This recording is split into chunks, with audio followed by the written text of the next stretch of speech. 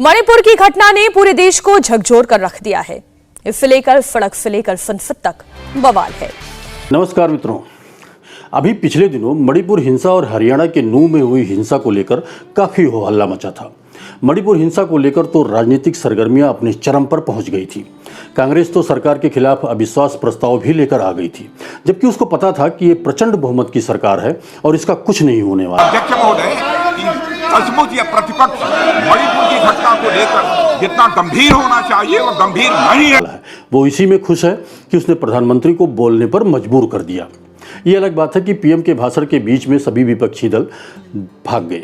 सवाल यह है कि क्या कांग्रेस को ऐसा करने का हक है? कांग्रेस ने तो इस देश का इस्लामीकरण करने में भी कोई कसर नहीं छोड़ी थी। कैसे, आइए जानते हैं। मित्रों, लोकसभा में अपने भाषण के दौरान प्रधानमंत्री ने कच्चातीव द्वीप की बात की थी, जिसे 1974 में तत्कालीन प्रधानमंत्री इंदिरा गांधी ने श्रीलंका को गिफ्ट में दे दिया था। द्वीप है क्या? किसने किया? तमिलनाडु से आगे श्रीलंका के पहले एक टापू किसने किसी दूसरे देश को दे दिया था। ये कोई नया मामला नहीं है। 2011 में कांग्रेस ने कम्युनल वायलेंस बिल को इंट्रोड्यूस किया। ये अलग बात है कि इसे लागू नहीं कर पाई। यदि लागू हो जाता तो क्या होता, ये सोचकर ही रूह कांप जाती है। कांग्रेस की मंशा भारत को इस्लामी राष्ट्र बनाने की थी। ये जो बिल है, सांप्रदायिक और लक्षित हिंसा बिल, ये एक प्रकार से अभूतपूर्व है, क्योंकि पहली बार हमारे इतिहास में इसको पार्लियामेंट में पेश करने के लिए लॉ मिनिस्ट्री ने इस बिल को तैयार नहीं किया। हम लाएंगे, इसी सेशन में लाएंगे। अरे देखिए, हमारी एक कमिटमेंट है इस देश को, और वो हम ये बिल लाएंगे। इसलिए उसने 2011 से लेकर 2013 के बीच में इस बिल को 3 बार लोकसभा में प्रस्तुत किया, लेकिन बीजेपी और अन्य दलों के विरोध के चलते ये पास नहीं हो सका। ये हिंदुओं को गुलाम बनाने वाला कानून पास नहीं हो सका। सामुदायिक हिंसा विरोधी बिल संसद में आने से पहले ही ये बिल विवादों में आ गया है और बिल को लेकर कांग्रेस बीजेपी आमने सामने है। नरेंद्र मोदी ने कल ही प्रधानमंत्री को खत लिखा था और कहा था यह विनाश की रेसिपी है। क्या था कम्युनल वायलेंस बिल? आइए जानते हैं।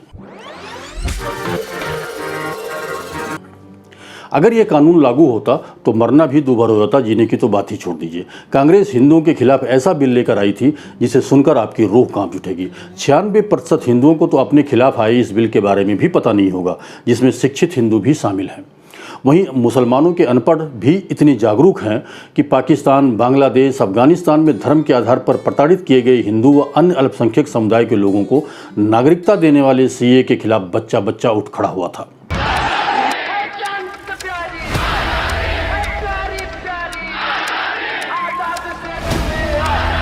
2011 में इस बिल की रूपरेखा को सोनिया गांधी की विशेष टीम ने बनाया था, जिसे एनएसी भी कहते थे। इस टीम में दर्जन भर से ज़्यादा सदस्य थे और ये सब वही थे जिन्हें आजकल अर्बन नक्सली कहा जाता है। ये बिल तैयार हुआ जो हमारे संविधान में कहीं उसका उल्लेख नहीं है, नेशनल एडवाइजरी काउंसिल। कांग्रेस का कहना था कि इस बिल के जरिए वो देश में होने वाले दंगों को रोकेंगे। क्या ये सही था? आइए पहले जान लेते हैं कि इस बिल के प्रमुख प्रावधान क्या थे। इस बिल में प्रावधान था कि दंगों के दौरान दर्ज अल्पसंख्यक से संबंधित किसी भी मामले की सुनवाई कोई हिंदू जज नहीं कर सकता है। अगर कोई अल्पसंख्यक सिर्फ ये आरोप लगा दे कि मुझसे भेदभाव किया गया है, तो पुलिस को अधिकार था कि आपका पक्ष सुने बिना वो आपको गिरफ्तार कर ले। इस बिल में यह भी प्रावधान किया गया था कि कोई भी हिंदू दंगों के दौरान हिंसा, आगजनी, तोड़फोड़ के लिए अल्पसंख्यक समुदाय के विरुद्ध केस दर्ज नहीं करवा सकता था। एक और प्रावधान ये था कि अगर कोई अल्पसंख्यक समुदाय का व्यक्ति हिंदू पर हिंसा, आगजनी, तोड़फोड़, हत्या का आरोप लगाता है तो कोर्ट में साक्ष्य पेश करने की जिम्मेदारी उसकी नहीं, वो केवल मुकदमा दर्ज करवा दे इतना काफ़ी है, बल्कि कोर्ट में निर्दोष साबित करने की जिम्मेदारी उस व्यक्ति की है जिस पर उसने ये आरोप लगाया है। दंगों के दौरान अल्पसंख्यक समुदाय को किसी भी प्रकार के हुए नुकसान के लिए बहुसंख्यकों को जिम्मेदार मानते हुए अल्पसंख्यक समुदाय के नुकसान की भरपाई बहुसंख्यक से की जाए, ऐसा प्रावधान था उस बिल में, जबकि बहुसंख्यक के नुकसान के लिए अल्पसंख्यक को जिम्मेदार नहीं ठहराया जा सकता था। अगर आपके घर में कोई कमरा खाली है और कोई मुस्लिम आपसे आकर कहता है कि मुझे ये कमरा किराए पे चाहिए और आपने उसे मना कर दिया, तो उसका इतना कहना काफ़ी था कि आपने मुसलमान होने की वजह से उसे कमरा देने से मना कर दिया और आपने उसके साथ भेदभाव किया। मतलब साफ है कि आपकी बहन बेटी को छेड़ने वाली अल्पसंख्यक के खिलाफ कोई भी कुछ नहीं कर सकता, आप कुछ नहीं कर सकते थे। अगर कोई छेड़ रहा है तो छेड़ते रहिए, वरना आपके खिलाफ वो कुछ भी आरोप लगा देता है और आपकी सीधी गिरफ्तारी हो जाती। देश के किसी भी हिस्से में दंगा होता हो, चाहे वो मुस्लिम बहुल इलाका ही क्यों ना हो, और दंगा कोई भी शुरू करे, मुस्लिम अल्पसंख्यक भी शुरू करें, लेकिन जिम्मेदारी वयस्क हिंदू पुरुषों की होगी और उनके खिलाफ रिपोर्ट दर्ज हो सकती है और उस पर भी जज अल्पसंख्यक होगा। अगर दंगों वाले इलाकों में किसी हिंदू बच्ची या हिंदू महिला के साथ रेप होता है तो उसे रेप नहीं माना जाएगा।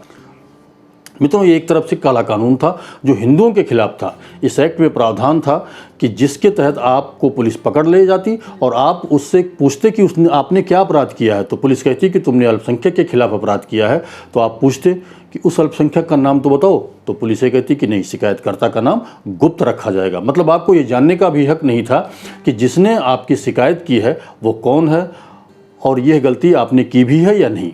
इतना नहीं, कांग्रेस के दंगा नियंत्रण कानून में यह भी प्रावधान था कि कोई भी इलाका हो, बहुसंख्यकों को अपने किसी भी धार्मिक कार्यक्रम से पहले वहाँ के अल्पसंख्यकों की इजाज़त लेनी जरूरी थी। यानी उन्हें कार्यक्रम से कोई समस्या तो नहीं है। ऐसे हालात में अल्पसंख्यक बैठे बैठे जजिया कमाते, क्योंकि आपको कोई भी धार्मिक काम करने से पहले उनकी अनुमति लेनी पड़ती।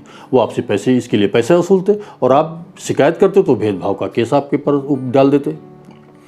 ये कांग्रेस में ही हो सकता है मित्रों कि इसके युवराज को भारत माता की हत्या जैसे शब्द प्रयोग करने से कोई गुरेज नहीं है। भारत माता की हत्या आपने मणिपुर में की। मैं पूछना चाहता हूं कि मणिपुर में हिंसा क्या हुई, भारत माता की हत्या हो गई?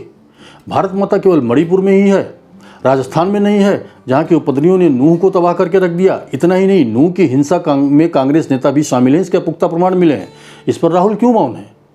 अनपढ़ आदमी भी जिस शब्द का प्रयोग करने से कतराता है उसे युवराज लोकसभा में बिना किसी हिचक के कह देते हैं।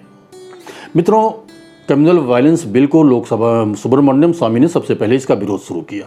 उन्होंने इस बिल के बारे में लोगों को जब बताया तो हिंदू भी कांप उठे थे। तभी से कांग्रेस के खिलाफ हिंदुओं ने एकजुट होना शुरू कर दिया था और इसका जो हश्र हुआ वो आपके सामने है। यदि बिल पास हो जाता तो शायद बहुसंख्यकों का जीना हराम हो जाता। मैं आप लोगों से पूछना चाहता हूँ कि ये सब जानने के बाद भी क्या आप कांग्रेस माफी के लायक है?